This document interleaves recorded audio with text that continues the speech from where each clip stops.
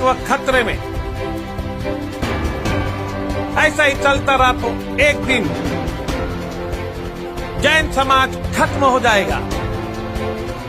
America के think tank प्यू research की ताजा रिपोर्ट में हुआ खुलासा, सिर्फ 1.2 की जन्म दर से बढ़ रहा है समाज, जबकि मुस्लिम समाज की गति है सबसे तेज। मुस्लिम समाज का जन्म दर है 2.6, हिंदू समाज का जन्म दर है 2.1, जबकि जैन समाज का जन्म दर है 1.2। हालांकि धर्मों में जन्म दर की गिरावट जारी है, लेकिन जैन समाज की गति चिंतावह है। इस रिपोर्ट को सच माने तो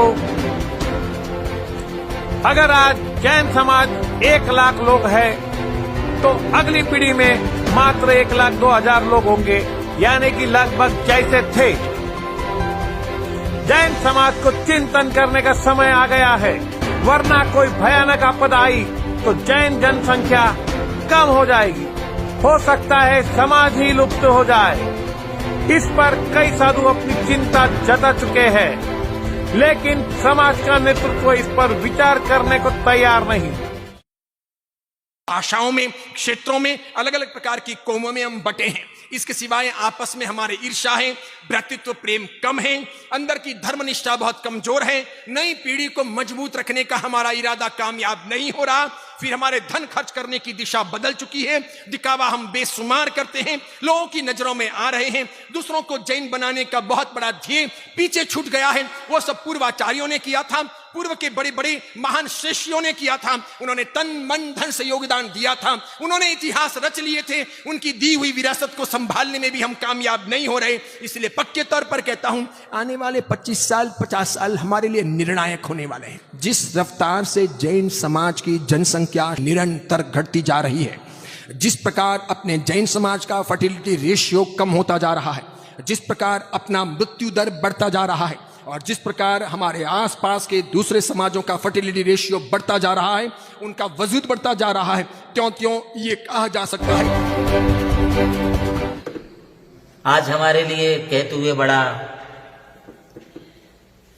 खेद हो रहा है कि हमारी जैन समाज की परिस्थितियां और घटती हुई जैन जनसंख्या को देख करके मन काफी हमारा क्षुब्ध हो रहा है। हमें पूरी जैन समाज को इसकी ओर ध्यान देना होगा।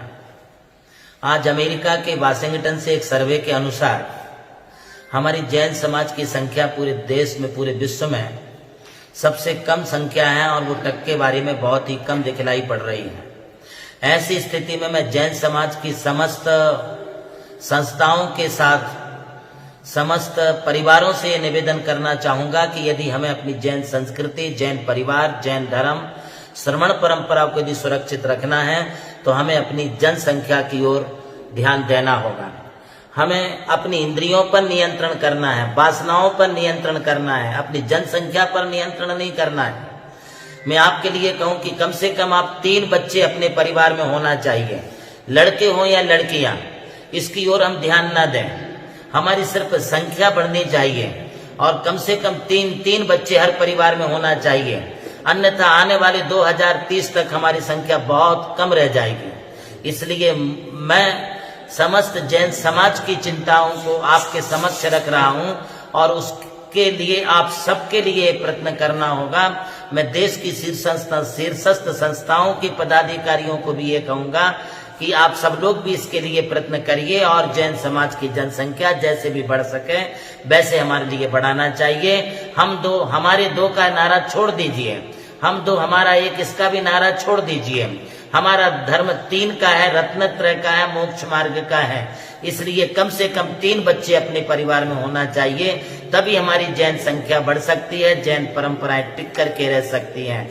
अपने आचार विचारों के साथ अपनी उन्नति और प्रगति के लिए, सामाजिक विकास के लिए हमें अपने परिवारों में बच्चों की संख्या बढ़ाना बहुत आवश्यक है। माताएं इस बात के लिए ध्यान दें। मैं खुद अपने परिवार में 14 संतानों में से एक संतान हूं। आज का ये युग है और आप लोग सोचते हैं कि इन बच्चों की परवरिश कौन करेगा। हर बच्चा अपने भाग्य को लेकर के आता है। हम बच्चों के लिए सिर्फ संस्कार दें, उनके भाग्य को नहीं दे सकते हैं। भाग्य तो वो खुद लेकर के आए हैं। कैसे बढ़े जैन जनसंख्या, इस पर सामूहिक रूप से चिंतन होना चाहिए।